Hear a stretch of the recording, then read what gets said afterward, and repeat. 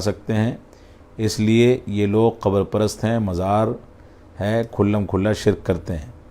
جب تک انسان کے اوپر اسلام سے خارج ہونے کا حکم نہ لگ جائے، جو حکم لگانے کا کام حجت قائم کرنے اور سارے کے سارے نکات کو دیکھنے کے بعد علماء کرام کی ٹیم کا ہے، لہذا جب تک انسان مسلمانوں کی صف میں شامل ہے، جب تک اس کا ذبیحہ جائز ہے، چاہے وہ شرک بھی کرتا ہو تو بھی اس کو مسلمانوں کی صف میں شامل مانا جائے گا۔ شرک کرنا اس کا بہت بڑا گناہ ہے، خطرناک گناہ ہے، جس سے اس کو توبہ کرنی چاہیے، لیکن اس کے اوپر اسلام سے خارج ہونے کا حکم نہیں لگے گا، اور اس کے لیے جو شرائط ہیں وہ مکمل کیے بغیر کوئی حکم نہیں لگایا جا سکتا۔ اگلا سوال ہے شعیب صباغ صاحب کا، سلام کر رہے ہیں، کہہ رہے ہیں کہ شیخ جب بچہ پیدا ہوتا ہے تو کیا اس کے کان میں اذان اور تکبیر کہنا چاہیے؟ بچے کی پیدائش کے وقت کان میں اذان یا تکبیر کہنا ثابت نہیں ہے۔ جو روایتیں ہیں وہ روایتیں قابل اعتماد نہیں ہیں، ضعیف ہیں یا موضوع ہیں، لہذا اذان و اقامت نہ کہی جائے۔ لا تحزن کوئی صاحب ہیں، وہ کہہ رہے ہیں کہ حیدرآباد آنے کا کیا پلان ہے؟ کچھ مسجد والے ایسے لوگوں کو بلا رہے ہیں جو عالم نہیں ہیں اور کتابیں پڑھ کر خطبہ دیتے ہیں حیدرآباد میں۔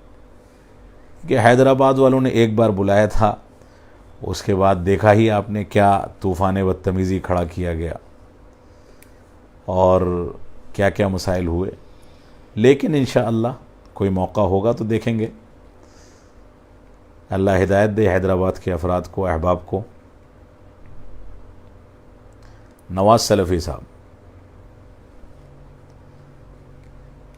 کہہ رہے میرا سوال ہے کہ تبلیغی جماعت والے کہتے ہیں کہ ایک وقت کی نماز پڑھنے پر 3,54,00,000 کچھ ہزار نیکیاں ملتی ہیں، کیا یہ بات صحیح ہے؟ ان سے کہیے کہ ایک وقت کی پڑھ کے اس کے بعد پھر زہر کھا کے سو جائیں۔ فضول کی روایتیں، فضول کی باتیں، اس طرح کی باتیں کرنے سے پرہیز کرنا چاہیے۔ غلط انداز کی باتیں اسلام کی طرف منسوب کی جائیں، اس کا مواخذہ ہوگا آخرت میں۔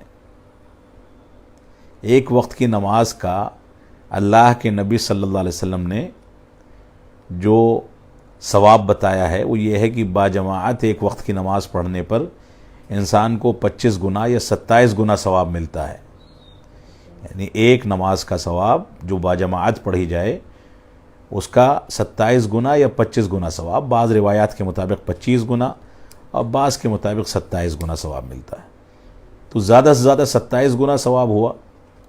یہی نماز آپ جا کر کے خانہ کعبہ میں مسجد حرام میں پڑھ لیں تو ایک نماز کا ثواب 1,00,000 نمازوں کے برابر، اور یہاں تو 3,54,00,000 اور پتہ نہیں کتنا بتا رہے ہیں۔ اللہ رحم کرے، اللہ ہدایت دے ان لوگوں کو، یہ فضول بات ہے۔ محمد صاحب صاحب سلام کے بعد کہہ رہے ہیں کہ شیخ میرا یہ سوال ہے کہ شیخ کی امام ابن تیمیہ رحمۃ اللہ علیہ نے ایسی کوئی کتاب لکھی ہے جس میں جہنم کے ختم ہو جانے کا ذکر ہے جبکہ جنت باقی رہے گی؟ اللہ عالم، اس طرح کی امام ابن تیمیہ کی کوئی بات نہیں ہے، بعض دوسرے علماء نے اس طرح کی باتیں کہی ہیں کہ جہنم ختم ہو جائے گی، اللہ کی رحمت کا تقاضا ہے، یعنی اللہ کی رحمت کا تقاضا یہ ہے کہ وہ ہمیشہ جہنم میں کسی کو نہیں رکھ سکتا، لہٰذا وہ جہنم کو ختم کر کے سب کو جنت میں ڈال دے گا۔ اس طرح کی بات بعض لوگوں نے اللہ کی رحمت کی بنیاد پر کہی ہے، جبکہ یہ بات صحیح نہیں ہے۔ شیخ الاسلام ابن تیمیہ نے نہیں کہی، کسی اور کا ہے قول، اور جو قول قابل اعتماد نہیں ہے، صحیح نہیں ہے۔ محمد بلال صاحب یہ کہہ رہے ہیں کہ ہماری ایک بہن ہے، ان کے شوہر شرک بھی کرتے ہیں لگاتار، وہ سمجھاتی بھی ہیں پر وہ نہیں سمجھتے، ٹال دیتے ہیں۔ ٹھیک ہے سدھر جائیں گے، اور شیخ نماز بھی نہیں پڑھتے، اب جمعے کی نماز پڑھنے لگے ہیں پر شرک نہیں چھوڑ رہے ہیں، وہ ہماری بہن کو بس دلاسا دیتے ہیں کہ میں ٹھیک ہو جاؤں گا، سدھر جاؤں گا۔ کیا شیخ عورت خلا لینا چاہیے یا کیا کرنا چاہیے؟ اس سلسلے میں بتائیں۔ کیا طلاق لے سکتے ہیں؟ شادی کو 12 سال ہو گئے ہیں۔ جو فکر آپ کو 12 سال کے بعد ہو رہی ہے وہ فکر آپ کو 12 سال پہلے ہونی چاہیے تھی۔ یہ سب مسائل رشتہ کرتے وقت دیکھے جاتے ہیں۔ اب اتنی تاخیر کے بعد ان مسائل پر غور کیا جائے گا جب ان کا گھر بس چکا، اب بچے بھی ہوں گے، ان لوگوں کو اگر الگ کرنے کا مشورہ دیا جائے تو خاندان ٹوٹ جائے گا۔ لہٰذا اس طرح کی چیزیں پہلے دیکھی جاتی ہیں، ورنہ اصل تو یہی ہے کہ شرک اکبر کرنے والے کے ساتھ نہ مرد زوجیت میں رہ سکتا ہے نہ عورت زوجیت میں رہ سکتی ہے۔ ان کو خوبصورتی کے ساتھ اس پر نظر ثانی کرنی چاہیے، لیکن میں یہی کہوں گا کہ ان کو سمجھائیں، دوسرے افراد کو بیچ میں ڈال کر کے ان کی اصلاح کی کوشش کریں، اور اللہ کی ذات سے امید رکھیں کہ انشاءاللہ اصلاح ہو جائے گی۔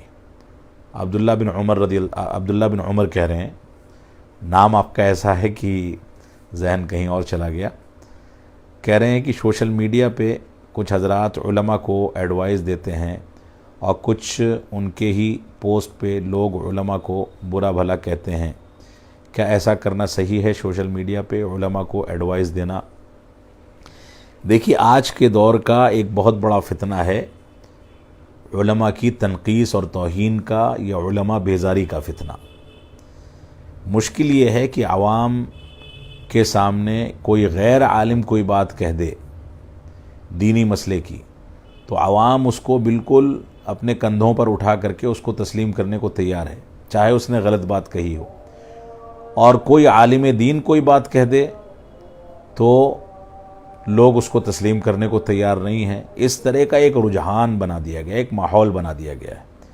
ایسے ماحول سے ہم کو بچنا چاہیے، اور علماء پر سوشل میڈیا پر آ کر کے تنقید کرنا یا ان کو برا بھلا کہنا یا ان کے ویڈیوز پر گالی گلوچ کرنا، یہ ساری کی ساری چیزیں جائز نہیں ہیں۔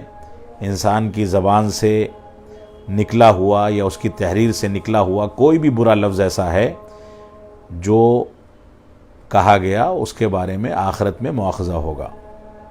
ما یلفظ من قول الا لدیہ رقیب عتید، اللہ رب العالمین کا فرمان ہے کہ جس بھی لفظ کو انسان ادا کرتا ہے اس پر اللہ رب العالمین نے فرشتے چھوڑ رکھے ہیں، وہ اس کو نوٹ کرتے ہیں اور آخرت میں اس کا مواخذہ ہوگا۔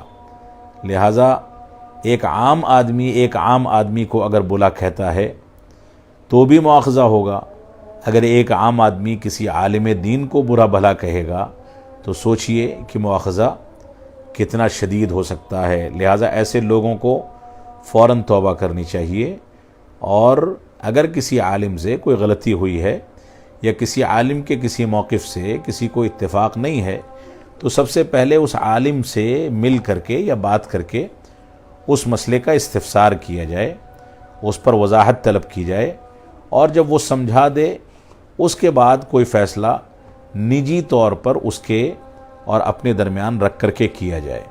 یہ طریقہ ادب کا ہے، یہی شریعت کا ہے۔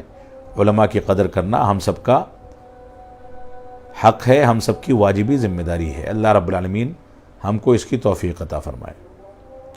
اگلا سوال ہے محمد افضل صاحب کا، کہہ رہے ہیں کہ آپ کوئی شارٹ آن لائن کورس شروع کیجئے عقیدے کی کتاب پر، جیسے ہم لوگ مستفید ہو سکیں۔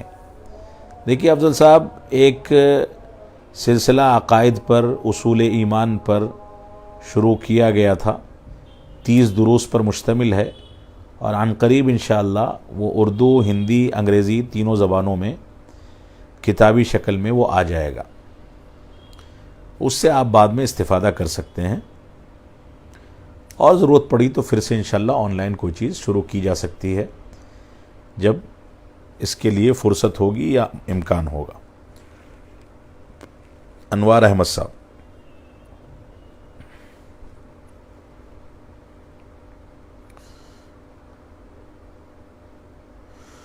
کہہ رہے ہیں کہ شیخ کیا صلاۃ وتر میں دعا کے لیے ہاتھ اٹھانا درست ہے؟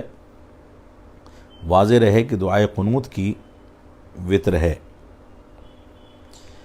دیکھیے، قنوت وتر ہو یا قنوت نازلہ ہو، ہاتھ اٹھانے کی گنجائش دونوں جگہ پر موجود ہے، اور دعا کے آداب میں سے ہاتھ اٹھانا ہے، لہٰذا وتر کے قنوت میں ہاتھ اٹھا سکتے ہیں، کوئی حرج کی بات نہیں ہے، ہاتھ اٹھا کر کے دعا کر سکتے ہیں۔ جن جگہوں پر شریعت نے یا شریعت کے طریقے سے یہ ثابت ہے کہ دعا میں ہاتھ نہ اٹھایا جائے، ان جگہوں پر نہیں اٹھایا جائے گا، جیسے خطبہ جمعہ یا خطبات عیدین کے اخیر میں امام خطبے کے اخیر میں جو دعا کراتا ہے اس پر ہاتھ نہیں اٹھایا جائے گا۔ کچھ جگہوں کے بارے میں صراحت ہے کہ ہاتھ اٹھایا جائے گا، جیسے قنوت نازلہ ہے یا دوسرے مواقع کی دعائیں ہیں، وہاں پر ہاتھ اٹھایا جائے گا۔ کچھ جگہیں ایسی ہیں جہاں پر شریعت نے وسعت رکھی ہے، خاموشی اختیار کی ہے، نہ اس کا ذکر آتا ہے کہ اٹھایا جائے، نہ اس کا ذکر آتا ہے کہ نہ اٹھایا جائے، تو ایسی جگہوں پر ہاتھ اٹھایا جا سکتا ہے، گنجائش موجود ہے۔ اگلا سوال ہے یونس سما رحمانی صاحب کا، سما یونس رحمانی صاحب کا۔ یہ کہہ رہے ہیں سلام کے بعد ایک سوال کی رہنمائی فرمائیں۔ ایک احادیث مسجد ہے، اس میں ہر جمعے کے روز آنے والے لوگوں کی دعوت ہوتی ہے کھانے کی جماعت والوں کی جانب سے، تو اس پر ایک حنفی نے لکھا ہے کہ ہر جمعے کو لوگوں کو کھانے کی دعوت دینا بدعت ہے، وہ بھی ریاکاری ہے، آپ رہنمائی فرمائیں۔ دیکھیے، بدعت تو یہ تب ہوگا جب اس کو عبادت سمجھ کر کے کیا جائے۔ وہ دعوت دینے والا اگر اس نیت سے اس دعوت کو دے رہا ہے کہ یہ عبادت کا حصہ ہے، تب تو یقیناً وہ بدعت ہے۔ لیکن جمعے کے دن دعوت دینے سے مراد یہ ہے کہ لوگ زیادہ جمع ہوتے ہیں، آپس میں میل محبت پیدا کرنے کے لیے دعوت کی جائے، ریاکاری مقصد نہ ہو، لوگوں سے میل جول پیدا کرنا مقصد ہو، تو ایسا کرنے میں کوئی حرج کی بات نہیں ہے۔ اگر اس چیز کو شہرت حاصل ہونے لگی اور یہ ریاکاری میں داخل ہونے لگے تو اس کو بند کر دینا چاہیے، اور یہ چیز لوگوں کو جوڑنے کے لیے اور آپس میں میل محبت پیدا کرنے کے لیے اگر چل رہی ہے تو اس کو چلاتے رہیں، کبھی کبھار ناغہ کر لیں، کوئی حرج کی بات نہیں ہے، لیکن اس کو بدعت نہیں کہا جا سکتا۔ اگلا سوال ہے ایکتا نقلی سنی، سلام کر رہے ہیں، وعلیکم السلام ورحمۃ اللہ۔ کہہ رہے ہیں آج کے اس یوٹیوب کے دور میں کم خرچ میں دین حق کی بات لاکھوں افراد تک پہنچانا آسان ہو چکا ہے، تو اس آسان کو چھوڑ کر ٹی وی چینل پر کروڑوں روپے لگانا اور اس کے لیے چندہ جمع کرنا کیسا ہے؟ کہیں پیٹ کا چکر تو نہیں ہے؟ دیکھیے، ٹی وی چینل بنانا درست ہے یا درست نہیں ہے، یہ ایک مستقل مسئلہ ہے۔ اسلامی ممالک میں جیسے سعودی عرب ہے یا دوسرے اسلامی ممالک یا مسلم ممالک جو ہیں، وہاں پر اگر اس بات کا امکان ہے کہ کوئی چینل بنا کر کے اس طرح کے چینلز کے مد مقابل کھڑا کیا جائے جن چینلز پر بدعات و خرافات پھیلائی جا رہی ہیں، تب تو وہاں اس کی ضرورت محسوس کی جا سکتی ہے۔ لیکن ہندوستان جیسے ملک میں ٹی وی چینل بنا کر کے اس پر پیسہ برباد کرنا میری اپنی رائے کے مطابق درست نہیں ہے۔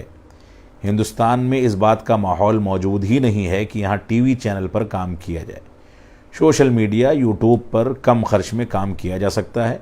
جن لوگوں نے ٹی وی چینل بنا رکھے ہیں وہ لوگ عام طور سے بڑے خرچے کرتے ہیں اور عام طور سے غیر علماء، غیر منہجی لوگوں کو لا کر کے ٹی وی چینل کے کیمرے کے سامنے بیٹھاتے ہیں۔ اس طرح کے کام ان لوگوں نے انجام دیے ہیں۔ اس سے پہلے ایک چینل چلتا تھا، وہ بند ہو چکا، اب بھی ایک آدھ چینل چل رہے ہیں جماعت کے، لیکن میرے اپنے موقف کے مطابق اس طرح کی چیزیں ہمارے حق میں نہیں ہیں، لہٰذا ان چینلز کو یوٹیوب چینل کے ذریعے سے تبدیل کر دینا چاہیے، اور یوٹیوب چینل پر قاعدے کی ویڈیوز بنا کر کے جس میں علماء کے ویڈیوز ہوں شرعی مسائل پر، اس کو نشر کیا جائے تو میں سمجھتا ہوں یہ زیادہ بہتر ہے۔ ٹی وی چینل پر ایک مسئلہ یہ بھی ہوتا ہے کہ ٹی وی چینل پر آپ کھل کر کے اپنی منہجی باتیں اور باطل کا رد نہیں کر سکتے۔ اگر ایسا کریں گے تو پھر چینل کے لائسنس پر مسئلہ آ جاتا ہے، لوگ شور کرتے ہیں، شکایت ہوتی ہے۔ یوٹیوب چینل پر اس طرح کی پابندیاں عام طور سے نہیں ہیں۔ یعنی مثال کے طور پر ٹی وی چینل پر آپ کو ایک درس دینا ہے، اس درس میں آپ کسی چیز کی فضیلت تو ذکر کر سکتے ہیں، لیکن اس فضیلت کے مد مقابل جو گناہ انجام دیا جاتا ہے، جو باطل نظریات ہیں، ان نظریات پر تردید کرنا چاہیں تو کھل کر کے نہیں کر سکتے۔ یہ چینل کی سب سے بڑی اڑچن ہے، جس کی بنیاد پر نہی عن المنکر کا فریضہ عام طور سے جماعت کے اندر سے ہلکا پڑتا جا رہا ہے، اس پر لوگ توجہ نہیں دے رہے ہیں۔ امر بالمعروف کی بات تو ہے، لیکن نہی عن المنکر میں لوگ کمزور ہوتے چلے جا رہے ہیں۔ لہٰذا ٹی وی چینل میرے اپنے موقف کے مطابق ہندوستان جیسے ملک میں کامیاب وسیلہ نہیں ہے۔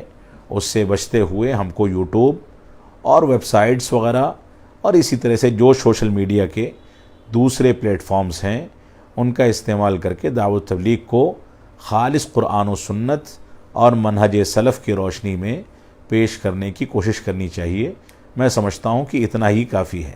بعض لوگ یہ کہتے ہیں کہ ٹی وی چینلز کے ویوز زیادہ ہوتے ہیں۔ ہماری ذمہ داری حق کو لوگوں کے سامنے پیش کرنا ہے، ویوز پر نظر ڈالنا ہماری ذمہ داری نہیں ہے۔ جس کو حق قبول کرنا ہوگا اس کو اللہ رب العالمین توفیق دینے والا ہے۔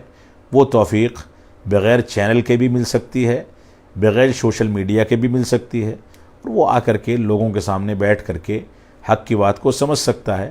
لہٰذا یہ ذمہ داری کہ کس کو کتنے لوگ دیکھتے ہیں یہ اللہ رب العالمین پر چھوڑ دی جائے، اخلاص کے ساتھ سوشل میڈیا چینلز پر کام کیا جائے اور ٹی وی چینل سے ہندوستان کے ماحول میں کم از کم پرہیز کیا جائے۔ اب آخری نقطہ تھا آپ کا کہ کیا یہ جمع کرنے کا، چندہ جمع کرنے کا ذریعہ تو نہیں ہے۔ حقیقت یہی ہے کہ پیسہ جو ہے آج کے دور کے بڑے فتنوں میں سے ایک فتنہ ہے۔ میں یہ الزام یا اتہام تو نہیں لگاؤں گا کہ یہ اسی کا ذریعہ ہے، لیکن بظاہر لگتا ایسا ہی ہے کہ جہاں پر قرآن و سنت اور منہج سلف کی تعلیمات دے کر کے طلباء اور غریب گھرانوں کے طلباء کو جن مدارس میں تیار کیا جاتا ہے، ان چینلز کے آنے کے بعد ان مدارس کی حیثیت پر کچھ نہ کچھ وار ضرور ہو رہا ہے، اور وہ کہیں نہ کہیں مالی لحاظ سے کمزور پڑ رہے ہیں، کیونکہ جماعت کے احباب اور سرمایہ داروں کا سرمایہ جو ہے مختلف جگہوں پر ڈیوائیڈ ہونے لگا، جس کے نتیجے میں جہاں پر سرمایہ لگ کر کے مضبوط کام ہونا چاہیے وہاں پر سرمایہ نہیں لگ پا رہا ہے۔ اس وجہ سے ہمیں اس نقطے پر بھی توجہ دینی چاہیے۔ اگلا سوال ہے اسحاق خان صاحب کا، کہہ رہے ہیں کوئی سلام رام رام کہہ کر کرے تو اسے جواب آداب عرض کہہ کر دے سکتے ہیں یا نہیں؟ دیکھیے، غیر مسلم جو ہے ظاہر سی بات ہے رام رام کہہ کر کے ہی سلام کرے گا۔ اس کو کسی ایسے کلمے کے ذریعے جواب دیا جا سکتا ہے جو کلمہ کسی مذہب سے تعلق نہ رکھتا ہو۔ یعنی صبح کے وقت میں اگر اس نے ایسا کہا تو آپ اس کو گڈ مارننگ کہہ کر کے جواب دے کر کے خوبصورتی سے ٹال دیں۔ دوپہر کا وقت ہے، رات کا وقت ہے تو گڈ نائٹ، گڈ آفٹر نون وغیرہ کہا جا سکتا ہے۔ اب جہاں تک مسئلہ یہ کہ آداب جو ہے، آداب بھی بذات خود پارسی تہذیب کا ایک حصہ ہے، جس میں انسان ہاتھ اٹھا کر کے اپنے سر کو جھکا کر کے ایک ادب کا اظہار کرتا ہے، جو ادب اسلامی تعلیمات سے ٹکرانے والا ہے۔ لہٰذا آداب سے مراد اگر وہی تہذیب ہے تب یہ لفظ استعمال کرنا درست نہیں ہوگا، اور اگر آداب سے مراد عام لغوی طور سے کسی کا ادب کرنا مقصد ہے بشری تقاضے سے، تو ایسی صورت میں کوئی حرج کی بات نہیں ہے۔ اگلا سوال ہے محمد افضل صاحب کا، کہ کیا شیخ مسجد کے مینار پر قرآن رکھ سکتے ہیں یا نہیں؟ مسجد کے ممبر پر قرآن رکھ سکتے ہیں کہ نہیں رکھ سکتے؟ رکھ سکتے ہیں، جب امام بیٹھا ہے تب نہ رکھیں، جب ممبر خالی ہے تو رکھا جا سکتا ہے، لیکن ادب کا تقاضا یہ ہے کہ اس کو ایسی جگہ پر رکھا جائے جو جگہ اس کے لیے خاص ہے، لیکن کبھی کسی نے رکھ دیا تو کوئی حرج کی بات نہیں ہے۔ اگلا سوال ہے، اب میں ایک دو سوال لے کر کے ختم کروں گا پروگرام کو، آج معذرت چاہتا ہوں، زیادہ دیر نہیں بیٹھ سکتا۔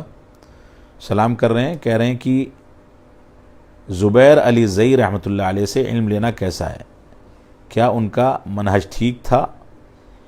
دیکھیے، زبیر علی زئی رحمۃ اللہ علیہ جو پاکستان کے بڑے سلفی علماء میں سے گزرے ہیں، کچھ چیزوں میں ان سے کچھ غلطیاں ہوئی ہیں جس سے اختلاف کیا جا سکتا ہے، لیکن عمومی طور سے ان کا منہج درست ہے اور ان سے علم لیا جا سکتا ہے۔ اللہ عالم بالصواب۔ نواز سلفی صاحب کہہ رہے ہیں کہ شیخ کیا ابو زید ضمیر صاحب برادر میں سے ہیں؟ دیکھیے، شیخ ابو زید ضمیر صاحب حفظہ اللہ اگرچہ کسی اسلامی ادارے یا کسی مدرسے کے فارغ نہیں ہیں، میں جہاں تک ان سے واقف ہوں، اللہ عالم، جہاں تک میں ان سے واقف ہوں کہ انہوں نے علماء سے جڑ کر کے علم حاصل کرنے کی کوشش کی ہے اور محنت کر کے عربی زبان بھی سیکھی ہے، لہٰذا علماء سے استفادہ کرنے، علماء سے جڑنے اور شریعت اسلامیہ کو سمجھنے کے لیے بنیادی زبان جو ہے عربی زبان، اس کو سیکھنے کی بنیاد پر، اور اسی طریقے سے جماعت کے بڑے علماء کا ان کے بارے میں یہ بیان بھی موجود ہے کہ وہ قابل اعتماد ہیں، ان سے علم لیا جا سکتا ہے، لہٰذا ان کے پاس توصیہ و تزکیہ بھی موجود ہے، لہٰذا ان سے علم لیا جا سکتا ہے، اگرچہ وہ عالم دین باقاعدہ نہیں ہیں، لیکن انہوں نے علماء سے جڑ کر کے علم حاصل کیا ہے، اور علم حاصل کرنے اور محنت و جستجو کرنے، عربی زبان سیکھنے اور منہج کو باقاعدہ سیکھنے اور اس میں محنت کرنے کی بنیاد پر، منہج صحابہ کو سمجھنے کی بنیاد پر ان کا شمار برادرز میں نہیں بلکہ علماء میں کیا جانا چاہیے۔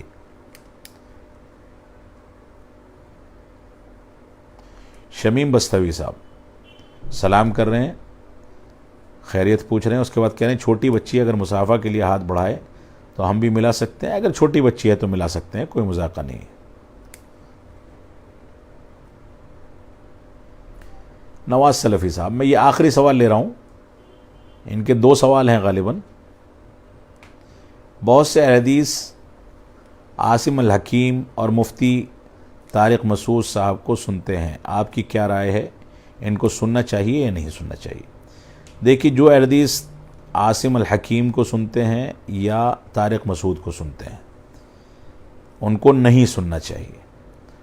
عاصم حکیم جو ہیں، ان کا منہج واضح نہیں ہے اور نہ یہ اپنے منہج کے بارے میں کوئی صراحت کرتے ہیں، بظاہر قرآن اور حدیث کی دلائل پیش کرتے ہیں اور منہج صحابہ کے بارے میں کچے ہیں، اس کی صراحت نہیں کرتے، اس کا تذکرہ یا اس کا حوالہ نہیں دیتے۔ ہمارے لیے جو اسوہ اور نمونہ ہے وہ وہی شخص ہے جو قرآن و حدیث کو سلف صالحین کے اقوال کے مطابق پیش کرے۔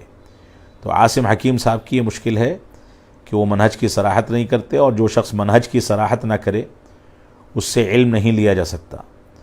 طارق مسعود صاحب کا تذکرہ آپ نے کیا، طارق مسعود صاحب ایک خاص مکتب فکر کے مفتی ہیں، اور اس مکتب فکر میں قرآن و حدیث کے خلاف بہت سارے مسائل اختیار کیے جاتے ہیں، لہٰذا اس طرح کے لوگوں سے بھی علم نہیں لیا جا سکتا۔ نواز سلفی صاحب کا دوسرا سوال ہے، کیا دعوت تبلیغ کے لیے کوئی بھی طریقہ اختیار کر سکتے ہیں؟